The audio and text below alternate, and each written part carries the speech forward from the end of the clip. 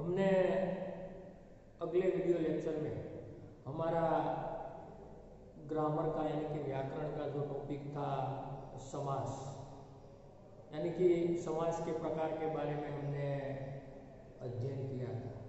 इसी के साथ ही दोस्तों हमारा कुल मिलाकर ऑनलाइन के तौर पर या तो ऑफलाइन के तौर पर हमारा एक बार हिंदी का संपूर्ण पाठ्यक्रम यहाँ पर इस वीडियो लेक्चर के साथ पूर्ण हो चुका है। इसके पहले दोस्तों आप जब स्कूल में हाजिर थे उसी वक्त हमने 1 से 7 चैप्टर तक ऑफलाइन के माध्यम से हमने अध्ययन किया था और उसके बाद चैप्टर नंबर 21, 22 ग्रामर के कुछ टॉपिक, यानी कि कुल मिलाकर एक बार हमने ऑनलाइन और ऑफलाइन में भी ज़्यादातर चैप्टर का अध्ययन हमने कर लिया। उसके बाद आज के वीडियो लेक्चर में दोस्तों 8वां चैप्टर, जैसे कि आपको पता है कि भाई गुलबर्ग की खिड़की से एक रात जो इस वर्ष के लिए हमारे अभ्यासक्रम में या तो हमारे सिलेबस में शामिल नहीं है, इसलिए उसके बाद का जो 9वां चैप्टर है, जो पहले ये सभी चैप्टर अब बढ़ने वाले हैं वो एक बार पढ़ चुके और दूसरी बार अभी रिवीजन के स्वरूप में हम पढ़ रहे हैं। तो ये 9वां चैप्टर है निर्भय बनो। दोस्तों आप एक बार पढ़ चुके, जो साहित्य प्रकार की दृष्टि से एक उपन्यास का अंश है और साथ ही जिसका रचयिता फणीश्वरनाथ रेणु, यानी कि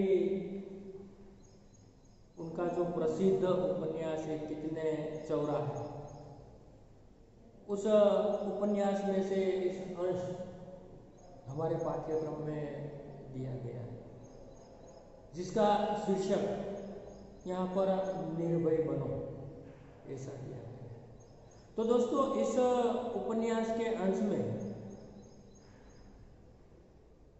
मुख्यत्वे यानी कि प्रमुखतः निर्भयता का गुण हम सभी में होना बहुत जरूरी है, तो आवश्यक है। यानी कि बचपन से ही हम में जो निर्भयता के तो निडरता के गुण का हमारे जीवन में विकास होना चाहिए।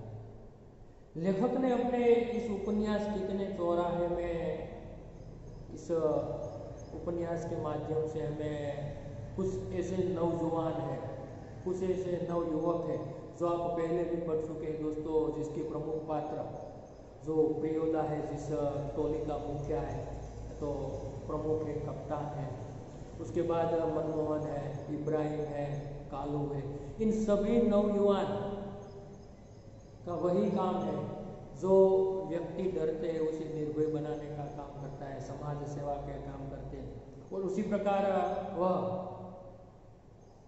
निडरता के गुण या तो निडरता के पाठ नवयुवकों को सिखाकर या तो समझाकर उसे निर्भय बनाने का काम प्रस्तुत उपन्यास के अंश में ज्यादातर हुआ है। तो दोस्तों हम इस पाठ का अध्ययन शुरू करें तो सबसे पहले आप यहाँ पर दोस्तों अपनी स्क्रीन पर ये जो संपूर्ण चैप्टर है, पाठ है, वह यहाँ पर आप देख सकते हैं। जैसे कि यहाँ पर प्रस्तुत पाठ में फणीश्वरनाथ रेणु यानी कि उसका परिचय जो कि मैंने आपको पहले से ही बता दिया और खासतौर पर प्रसिद्ध आंचलिक उपन्यासकार रेणु का जन्म बिहार में वर्तमान बिहार के पूर्णिया जिले के औराही हिंगना नामक गांव में हुआ था। उनकी शिक्षा दीक्षा उनके गांव विराटनगर नेपाल वाराणसी में हुई। उन्होंने भारत तथा नेपाल के स्वाधीन आंदोलन में सक्रिय भाग लिया तथा कारावास भी भोगा, यानी कि वह स्वतंत्रता सेनानी भी रहे और उसके साथ साथ उन्होंने जेलवास या तो कारावास भी भोगा। कुछ समय तक उन्होंने आकाशवाणी पटना में कार्य किया। अपने पहले उपन्यास मेला अंचल के प्रकाशन के साथ ही वे विख्यात हो गए, तो प्रसिद्ध हो गए। उसके पहले से एक कहानीकार तथा रिपोर्टर लेखक के रूप में साहित्य जगत में सुपरिचित हो चुके हैं। तो इसी प्रकार यहाँ पर ये जो लेखक रेणु जी का ये प्राथमिक, दोस्तों आप अपनी किताब में यहाँ पर भी स्क्रीन पर देख रहे हैं इसका जो प्राथमिक परिचय। तो उसके बाद ये जो उपन्यास को विस्तार से पढ़े तो आप भी यहाँ पर देख सकते हैं, जैसे कि प्रियोदा, प्रियव्रत राय मैट्रिक में पढ़ता है, यानी कि वह मैट्रिक में पढ़ता है, यानी कि जब पहले 10वीं और 12वीं का बोर्ड नहीं था, उसी वक्त 11वीं कक्षा के बाद जो मैट्रिक की परीक्षा होती है और उसके बाद छात्र को डायरेक्ट कॉलेज में शिक्षा लेने का अवसर मिलता था, उसी प्रकार की हमारे ये शिक्षण की जो व्यवस्था थी। तो जो ये प्रियोदा है, यानी कि प्रियोदत्त राय है, जो मैट्रिक में पढ़ता है, स्कूल के सभी लड़के और मास्टर उसको प्यार करते, स्कूल ही नहीं उसे छोटे से कस्बे में उसका प्राय सभी जानते, यानी कि उसके स्कूल ही नहीं परंतु उसके छोटे से जो कस्बे है, छोटे से जो गांव है, उनको सभी लोग अच्छी तरह से उनसे पहचानते हैं, तो उनको जानते थे। हर रविवार की सुबह बगल में झोली लटकाकर सन्यासी आश्रम के लिए मुखिया वसूलने निकलना, यानी कि हर रविवार के दिन जब छुट्टी का दिन होता है तब अपने बगल में एक झोली लटकाकर वह यहाँ पर आश्रम के जो सन्यासी आश्रम के जो निराधार लोग हैं उनके लिए मुठिया वसूलने निकलना, यानी कि मुट्ठी भर अनाज लेकर गरीब लोगों को या तो पीड़ित लोगों को या तो जिन लोगों की वह सहायता करने का एक सेवा के कार्य कर रहे थे। कभी अकेला कभी साथियों के साथ, यानी कि कभी कभी वह अकेला निकलता था तो कभी कभी अपने साथियों के साथ वह निकलता था। स्कूल का कोई छात्र या शिक्षक बीमार पड़ा कि प्रियोदा अपनी टोली के साथ उसके घर हाजिर, यानी कि स्कूल का कोई भी विद्यार्थी हो, छात्र हो या तो शिक्षक हो, जब बीमार पड़ते थे तो छात्र या तो जो प्रियदत्त राय है या तो प्रियोदा है, वह अपने साथियों के साथ उनकी सेवा के लिए हमेशा के लिए हाजिर हो जाता था। जब तक रोगी भला जगह न हो जाए उसका दल सेवा में जुटा रहता था, यानी कि जब तक कोई जो रोगी हो बिल्कुल अच्छा न हो जाए, भला चंगा न हो जाना, यानी कि स्वस्थ हो जाना। दोस्तों दोनों मुहावरा है, यहाँ पर हम लिख लेते हैं कि भाई मुठिया वसूलना, यानी कि किसी नेक काम के लिए मुट्ठी भर, जो दोस्तों यहाँ पर लिख लेते हैं।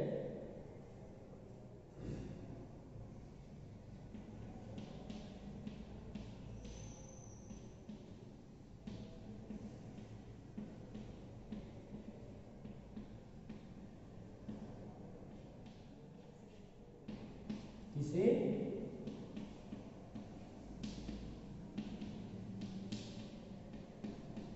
नेक काम के लिए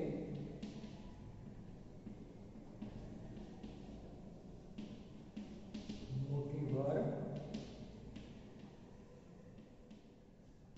अनाज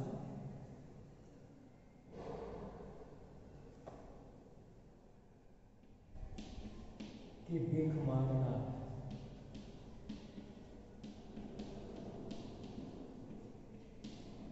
और दूसरा मुहावरा है यहाँ पर, जैसे कि भला चंगा हो जाना, यानी कि स्वस्थ हो जाना, भला चंगा हो जाना अर्थात स्वस्थ हो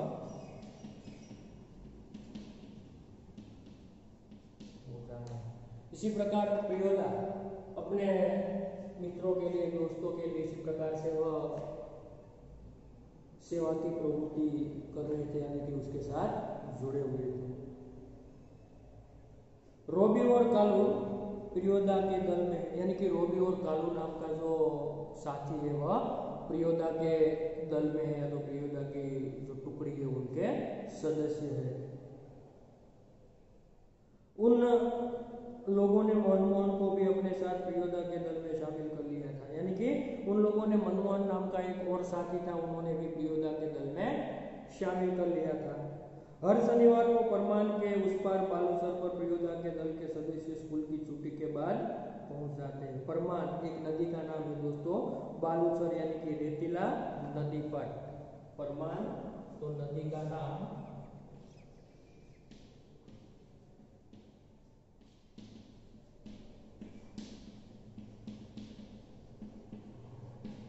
बालूसर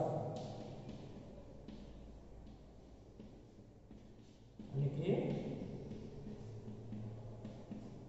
रेतीला पट, जो वहां पर शनिवार की शाम को सभी सदस्य वहां पर पहुंच जाते थे और खेल कूद गाने बजाने के अलावा प्रियोदा दुनिया भर की खबर सुनाते। वहाँ सभी लोग खेलते हैं, कूदते हैं, दुनिया भर की खबर एक दूसरों के साथ शेयर करते हैं और प्रियोदा सभी लोगों को दुनिया भर की खबरें सुनाता है। रविवार का प्रोग्राम तय करते हैं और इसी प्रकार शनिवार की शाम को वह सभी दोस्तों मिलकर परमान नदी के रेतीला जो पट है बालूसर है वहाँ पर अगले दिन का यानी कि रविवार का कार्यक्रम तय होता है कि क्या करना है रविवार के दिन।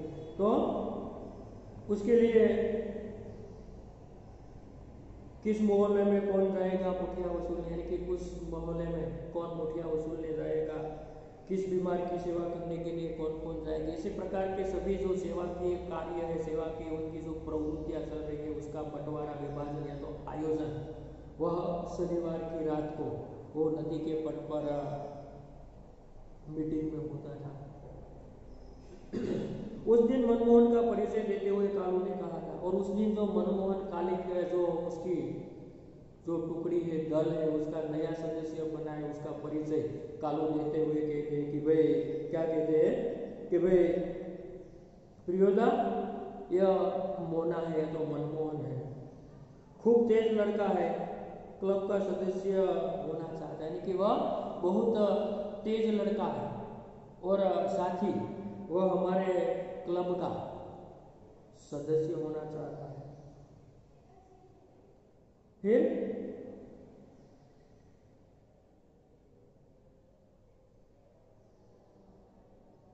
प्रियोदा ने मनमोहन को सिर से पैर तक देखकर पूछा। इसी वक्त प्रियोदा ने मनमोहन को सिर से पैर तक देखा। जो मुहावरा है सिर से पैर तक देखना यानी कि भली बातें देखना।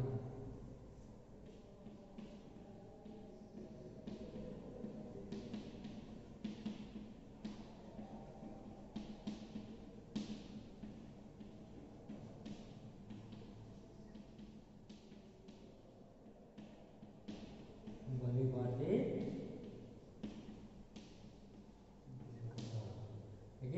उसे सिर से पैर तक देखकर प्रियोदा कहता है, क्या कहता है, भारतवर्ष के एक ऐसे आदमी का नाम लो जिसे आप लोग भगवान का अवतार समझते हैं। एक प्रश्न पूछता है, सवाल पूछता है कि भारतवर्ष के तुम एक ऐसे आदमी का नाम लो जिसे भगवान का लोग सभी लोग जिसे भगवान का अवतार मानते हैं।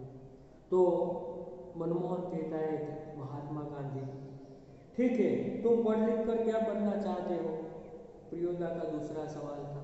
तब मनमोहन चुप रहा, फिर बोला, थोड़ी देर में चुप रहकर फिर बोलता है कि मैं वकील बनना चाहता हूँ। सभी ठठाकर हंसे, यानी कि सभी लोग ठठाकर हंसते हैं, लेकिन प्रियोदा गंभीर ही रहे। बोले ठीक है, बीमार लोग की सेवा करना जानते हो, ठीक है कि भाई तुम बीमार लोगों की सेवा करना जानते हो। तब मनमोहन ने कहा सीख लेंगे। तब कहता है शाबाश, यदि रोगी हैजा का पीड़ित हो, हैजा दोस्तों एक कोलेरा, कि यदि कोई रोगी हैजा का पीड़ित हो तो तब मनमोहन चुप रहा, कुछ बोलता नहीं, क्योंकि हैजा के नाम से भी उसे बहुत डर लगने लगता था, इसलिए वह कुछ बोलता नहीं, यानी कि वह बिल्कुल चुप रहता है। तो आगे फिर पूछता है कि वे गाना जानते हो, जी। तैरना, और सवाल पूछता है कि तुम तैरना जानते हो, ठीक है। उसके बाद आगे के पेज में दोस्तों देखिए जो यहाँ पर, जी नहीं, प्रियोदा ने सूर्यनारायण नामक सदस्य से पूछा। सूरज मोना तैरना नहीं जानता, यानी कि मनमोहन कहता है कि मैं तैरना नहीं जानता। तब सूर्यनारायण नाम का एक दूसरा सदस्य है, उसे प्रियोदा बताता है कि भाई सूरज मोना तैरना नहीं जानता। तब सूर्यनारायण या तो सूरज कहता है सीख जाएगा, एक दिन उठाकर पानी में फेंक दूंगा, खुद तैरने लगेगा। क्या कहते हैं कि एक दिन उठाकर पानी में फेंक दूंगा तो वह खुद तैरने लगेगा या तो सीख जाएगा। तो सभी हसे, सूर्यनारायण पढ़ने में कमजोर है, બધા હસે છે सूर्यनारायण से पहलवान से, पर ભણવામાં એ નબળો છે, ઠોઠ છે, એટલે કે पढ़ने में कमजोर है। लेकिन शरीर उसका मजबूत है, रोज 100 दंड बैठक करता है, उनका शरीर मजबूत है, पहलवान है। हर रोज वह प्रतिदिन 100 दंडक करते हैं तो उठक बैठक करता है। उसके साथ ही सभी लोग उन्हें सूरज पहलवान कहकर पुकारते हैं तो उसे बोलते हैं। दल के सदस्य को तैरना सिखाना उसी का काम है, यानी कि दल के सभी लोगों को तैरना सिखाना वह कार्य है, तो वह काम सूरज का है तो सूर्यनारायण का है। और उस दिन सभी ने नए सदस्य मोना यानी मनमोहन से गीत सुनने की इच्छा प्रकट की, यानी कि जो नया सदस्य मनमोहन था, मोना था, उसके साथ सभी सदस्यों ने उनके पास से एक गीत सुनने की सभी ने इच्छा प्रकट की। मनमोहन पहले लजाया, किंतु पहले तो उन्हें लजा हुई वह नहीं गाया, परंतु जब मनमोहन को प्रियोदा ने उसे आग्रह किया तो उसने खखार कर गला साफ किया। आग्रह किया तो क्या करते हैं, वह खखार कर गला साफ करता है और कौन गीत गाए वह उसने शुरू किया। फिर उसने गीत शुरू किया कि वे राम रहीम न जुदा करो भाई दिल को सच्चा रखना, यानी कि राम रहीम को जुदा करो न भाई दिल को सच्चा रखना। इसी प्रकार मनमोहन सभी सदस्यों को गीत सुनाता है और सुंदर गीत कि भाई राम रहीम को जुदा करो, यानी कि ईश्वर एक है, चाहे राम कहो या तो रहीम करो, पर तुम दिल से सच्चे रहो, हृदय के पवित्र रहो, सच्चाई के रास्ते पर चलो, भगवान के नाम पर बंटवारा मत करो। इसी प्रकार का सुंदर भाव ये प्रसिद्ध गीत का था। उसी प्रकार मनमोहन गीत सुनाता है। और यहाँ पर दोस्तों हम इस चैप्टर का जो पहला पार्ट है वीडियो लेक्चर 1 है वहाँ यहाँ पर हम खत्म करते हैं। अगले वीडियो लेक्चर में पार्ट 2 में हम ये जो दूसरा पार्ट के माध्यम से ये चैप्टर पूर्ण करेंगे। तब तक के लिए थैंक यू।